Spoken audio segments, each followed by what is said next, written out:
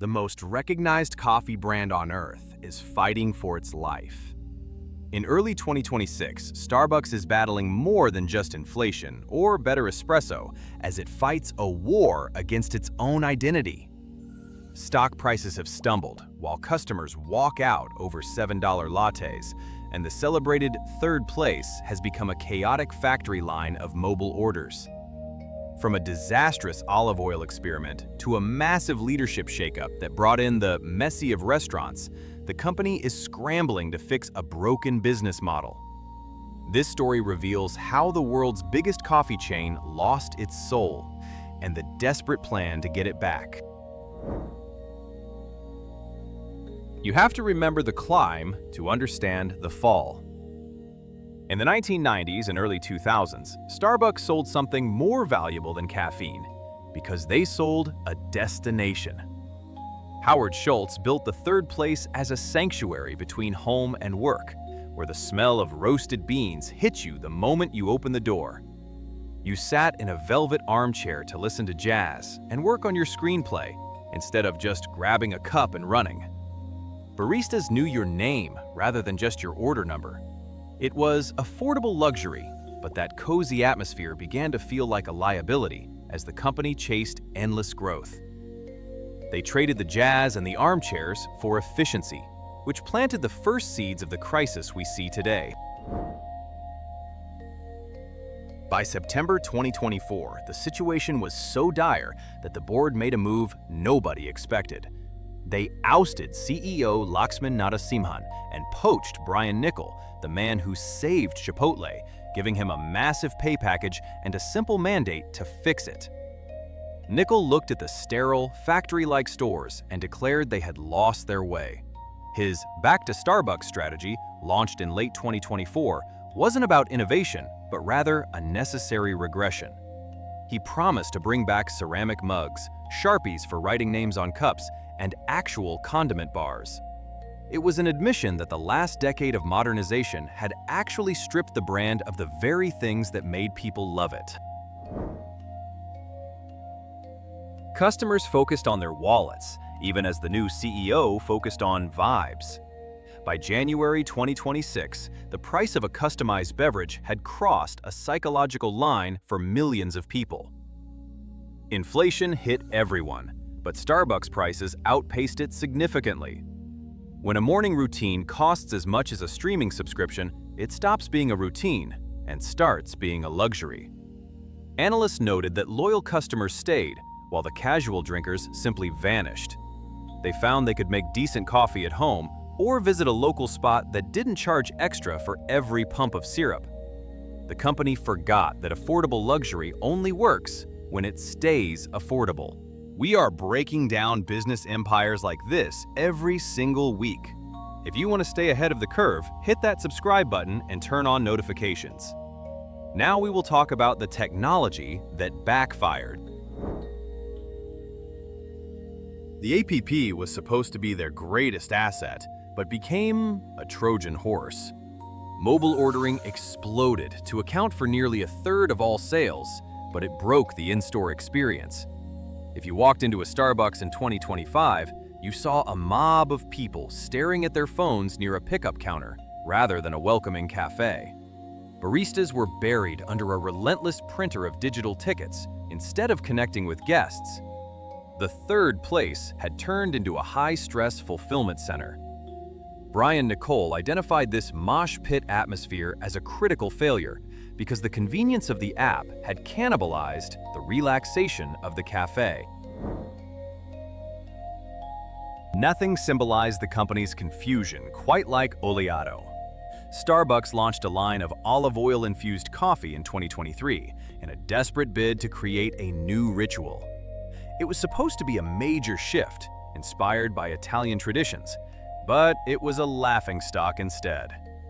Customers complained about the taste, the texture, and the digestive side effects, until it became a viral joke rather than a viral product. The company quietly pulled the plug on November 7, 2024, removing Oleato from menus in the US and Canada. It was a humiliating admission that they were just throwing things at the wall to see what stuck, rather than listening to what coffee drinkers actually wanted. The JOB had become a nightmare behind the counter. The menu wasn't just a list of drinks anymore, but a suggestion box for millions of TikTok users. Complex customizations slowed lines to a crawl because baristas weren't just pulling espresso shots, they were constructing 12-step architectural projects with cold foam and pumps of 4 different syrups. This complexity crushed speed of service as wait times ballooned in 2025. When you wait 20 minutes for a latte, the experience is ruined, regardless of bean quality. This operational friction forced the new leadership to slash the menu and remove the most time-consuming items. The people making the drinks were fighting a different battle, while customers complained about wait times. The Starbucks Workers United movement grew throughout 2025 as the union racked up over 125 election victories. This proved it was a systemic shift rather than a temporary protest. Tension peaked with strikes during key promotional events, which disrupted revenue when the company needed it most. For years, the corporate strategy was resistance, but by late 2025, even they realized that fighting their own workforce was a losing strategy. Negotiations began to thaw, even though the damage to the brand's progressive reputation was already done. You cannot claim to be a community-focused company while fighting a public war with the people wearing the green aprons. For 2 decades, the growth plan was simply to open a new store in China every few hours. But that engine has stalled. A local rival named Luckin Coffee rose from the ashes of its own fraud scandal to dominate the market. By early 2026, Luckin had exploded to over 26,000 stores and dwarfed the Starbucks footprint. They did it with smaller stores, digital-first ordering, and ruthless pricing wars that sold coffee for around $1.40. Starbucks revenue in China flattened as the American giant found itself playing catch-up in a market it used to own. This forced them to consider seeking strategic partners just to stay competitive in the region. The brand also found itself in the crosshairs of global politics. Boycotts related to the conflict in the Middle East took a tangible toll on the bottom line in international markets. In Malaysia alone, a franchise operator reported shuttering nearly 90 stores due to sustained revenue drops. This wasn't just online noise, but real financial damage. The company struggled to navigate the narrative by issuing statements that did little to quell the anger. It highlighted a dangerous reality for modern global conglomerates, where your brand can become a symbol for things you never intended to represent. Perhaps the biggest mistake was the physical transformation of the stores themselves. To accommodate mobile orders, Starbucks spent years renovating cafes to remove comfortable seating and warmth. They built pickup-only locations that felt like bank vestibules, while optimizing for connection speed at the cost of human connection. Brian Niccol's most ambitious promise is to tear out the sterile furniture and bring back the coffee house vibe. He wants distinct zones for the mobile order rush and for the person who wants to sip a cappuccino and read a book. It is an expensive admission that their real estate strategy for the last 5 years was fundamentally wrong. Competitors stole the younger generation while Starbucks was busy fighting itself. Dutch Bros exploded across the US with a high-energy drive-through model that appealed to Gen Z. Boutique cafes like Blank Street Coffee offered cheaper automation in big cities, while local specialty shops captured the snobs, who realized Starbucks beans were over-roasted. Starbucks was squeezed from both sides because it wasn't fast enough to beat the drive-thrus or high quality enough to beat the independents. They became the safe and predictable option that was slightly out of touch with what was actually happening in culture. The scoreboard ultimately tells the truth.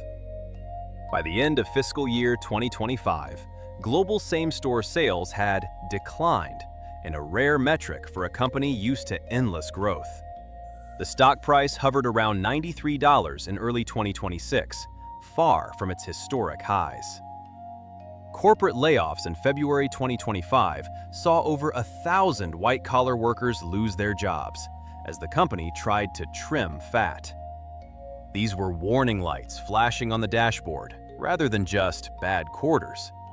Investors began to ask if the company had simply reached its saturation point, where there were no more corners left to put a Starbucks on. The Back to Starbucks plan is in motion for 2026, but turning around a ship with nearly 40,000 locations takes time. The return of condiment bars and ceramic mugs is a nice gesture that doesn't solve the fundamental issue of $8 drinks in a tightening economy.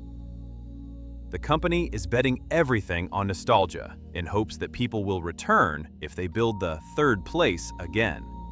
It is a gamble to convince a cynical public that they care about coffee again, not just throughput and efficiency algorithms. Starbucks isn't going bankrupt tomorrow, but its ERA of unquestioned dominance is over. They sacrificed their soul for speed, and now they have to spend billions buying it back. Whether Brian Niccol can make us fall in love with the brand again remains the biggest question in the retail world. It is a lesson for every business that you can optimize your way to efficiency, but you can't optimize your way to loyalty. If you found this breakdown valuable, make sure to subscribe so you don't miss our next deep look into the business world.